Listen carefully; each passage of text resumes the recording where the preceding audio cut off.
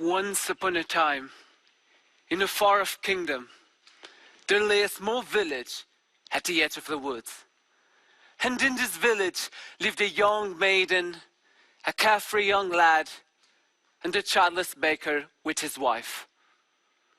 The poor girl's parents had died, and now she lived with her stepmother, who had 2 daughters of her own. All 3 were beautiful of face, but vile and black of heart. The young lad had no father, and his mother, well, she was at her wit's end. And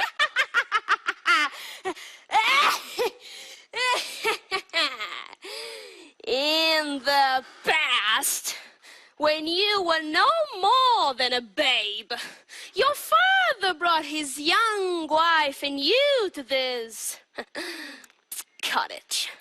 They were a lovely couple, but not lovely neighbors. You see, your mother was a child, and she developed an unusual appetite.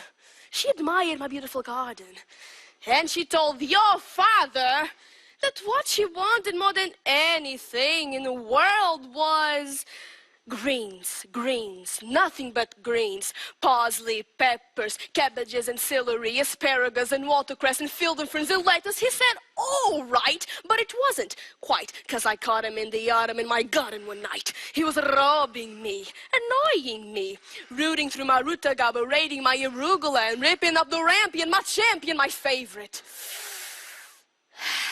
I should have let a spell on him right there. I could have turned him into stone, or a dog, woof, or a chair, or a... But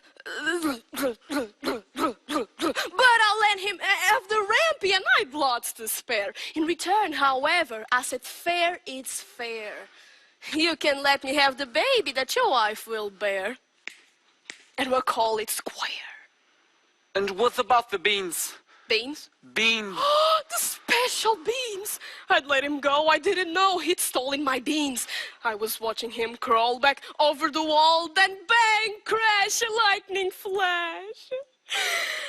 Well, that's another story. Never mind. Anyway, at last the big day came, and I made my claim. Oh, don't take away the baby, they shrieked and screeched, but I did.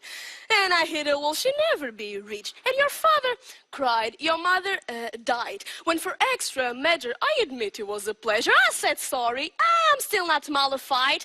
And I let a little spell on them. You too, son. That your family tree will always be a barren one. And when your mother died, your father deserted you.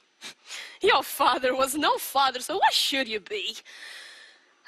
So there's no more fuss and there's no more scenes at my garden. Thrive, you should see my nectarines, but I'm telling you the same. Attle kings and queens don't ever, never, ever mess around with my greens. Especially the beans.